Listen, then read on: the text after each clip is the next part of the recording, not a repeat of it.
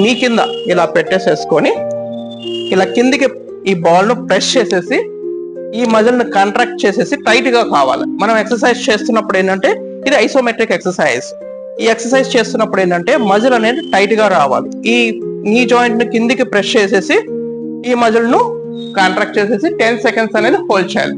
1 2 3 4 5 6 7 8 9 10 relax. ఈ muscle ను అలాగా మనం ప్రెస్ చేసినప్పుడు ఈ మజిల్ గట్టిగా అవుతుంది, హార్డ్ గా ఉంటుంది. సో దీని వల్ల ఏంటంటే ఈ మజిల్ అనేది స్ట్రెంగ్త్ అనేది వస్తుంది. So next time 1 2 3 4 5 6 7 8 9 10 relax. So ఇప్పుడు మనం నీ కింద పిల్లో పెట్టి ఏదైనా బాల్ పెట్టి ప్రెస్ చేయడం వల్ల ఈ పైన ఉండే క్వాడ్రిసెప్స్ మజిల్ అనేది మనం స్ట్రెంగ్త్ చేసాం.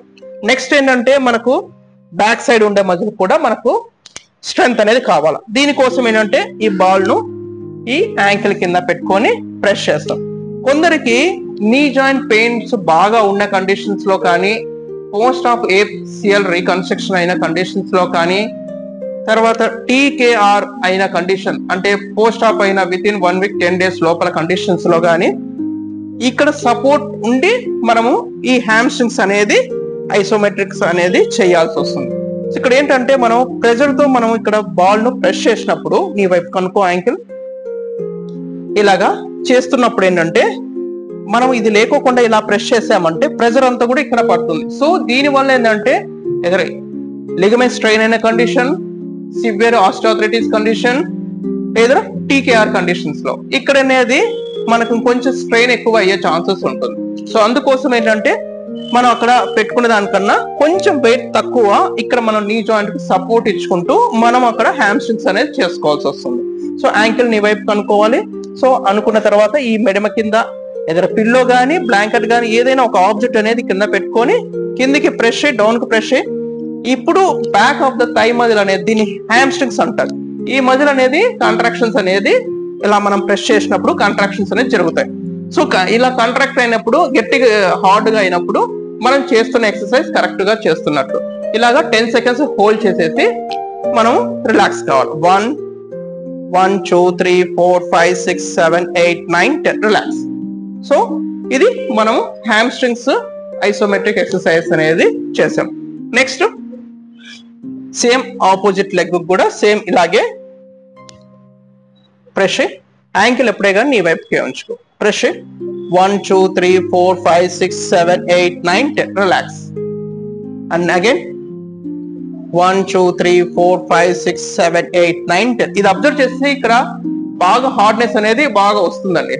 ఇలాగా హార్డ్నెస్ వస్తేనే మనం చేస్తున్న ఎక్సర్సైజ్ కరెక్ట్ గా చేస్తున్నట్టు.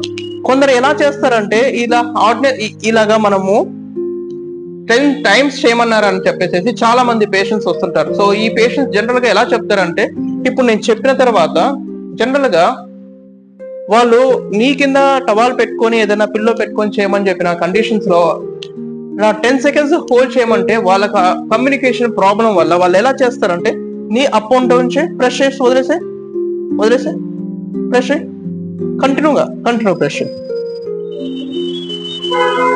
ఇలాగా కంటిన్యూగా చేస్తూనే ఉంటారు. ఇలాగా చేస్తే కనుక మజిల్ స్ట్రెంగ్త్ అనేది రాదు. మనం ప్రెస్ చేసేసి 10 సెకండ్స్ హోల్డ్ చేస్తే కనుక మజిల్ అనేది స్ట్రెంగ్త్ అనేది వస్తుంది. సో ప్రెస్ చేసి 10 సెకండ్స్ హోల్డ్ చేసి వదిలేసేసేయాలి. అప్ అండ్ డౌన్ అనేది చెయ్యకూడదు. ఓకే, నెక్స్ట్ ఈ కాలు కూడా సేమ్ అలాగే ఇక్కడ కింద యాంకిల్ నీ వైపు కనుకో ప్రెస్ కిందికి 1 2 3 4 5 6 7 8 9 10. సో ఈ కండిషన్ లో మనము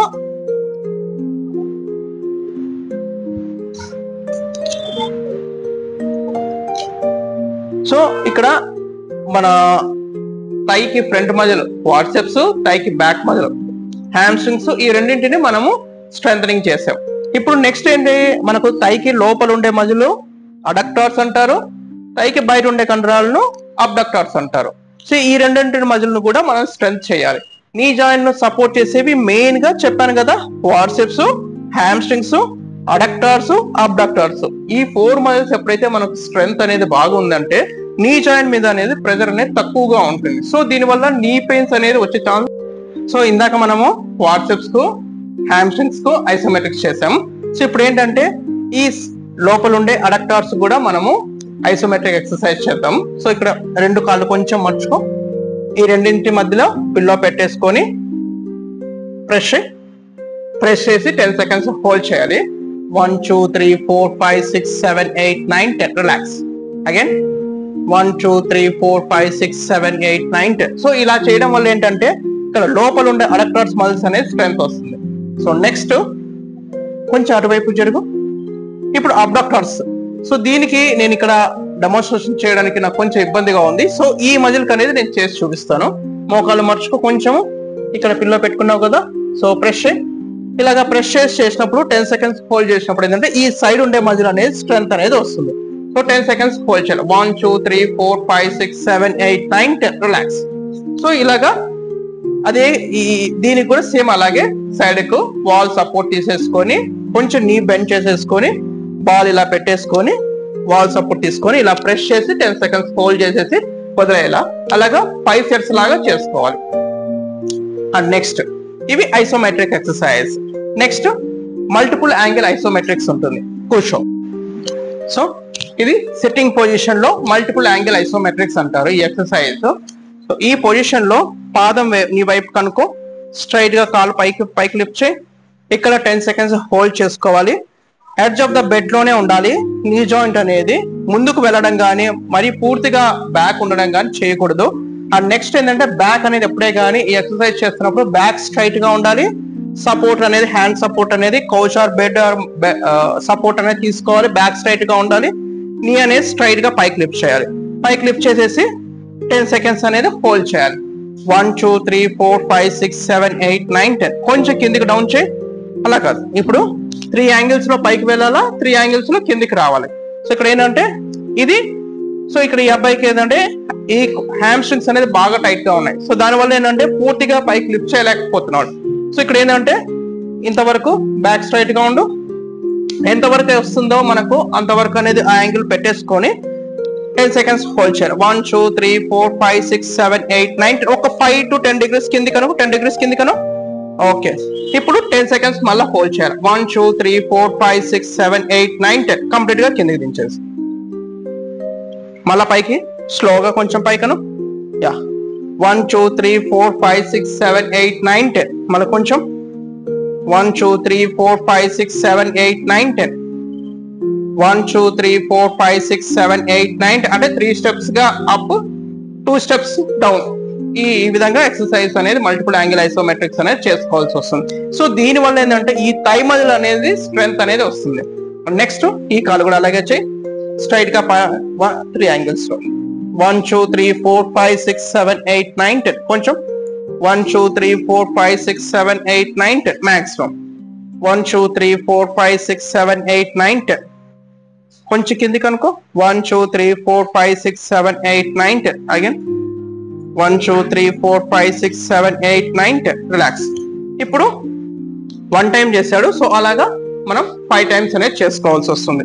గుర్తుపెట్టుకొని ఈ ఎక్సర్సైజ్ చేసేటప్పుడు ఎప్పుడే కానీ నీ జాయింట్ అనేది బాగా ముందుకు రావడం కానీ లేదంటే బాగా వెనకాల ఉండేసేసి బెడ్ కు లోపల సైడ్ ఉండేసి కాలు పైకి ఎత్తడం కానీ చేయకూడదు. అండ్ నెక్స్ట్ ఏంటంటే పోస్చర్ కూడా ఎప్పుడే కానీ బాగా స్ట్రైట్ గా ఉండి చెయ్యాలి. ఇలాగ బెండ్ అయ్యి అలా చేయకూడదు, లేదా వెనకాల సపోర్ట్ ఇలాగ పెట్టేసేసుకొని ఇలాగ లీన్ అయిపోయి కాలు పైకి ఎత్తడం అనేది చేయకూడదు. సో దాని వల్ల ఎంత ప్రెషర్ అంతా కూడా లో బ్యాక్ మీద పడుతుంది. మనము ఒకటి నీ జాయింట్స్ ఆస్టియోఆర్థరైటిస్ పెయిన్ కానీ, నీ రీప్లేస్మెంట్ పెయిన్ కానీ, నీ రీప్లేస్మెంట్ వల్ల వచ్చే పెయిన్ వల్ల కానీ, ఏసీఎల్ రీకన్స్ట్రక్షన్ చేసినప్పుడు వచ్చే పెయిన్ తో మనం దీంతోనే మనం బాగా సఫర్ అవుతుంటాం. సో అలా అని చెప్పేసి మనము ఈ పోస్చర్ సరిగా లేకోకుండా చేసుకుంటే దీంతో పాటు మళ్ళా ఇది కూడా మనం సఫర్ కావాల్సి వస్తుంది. సో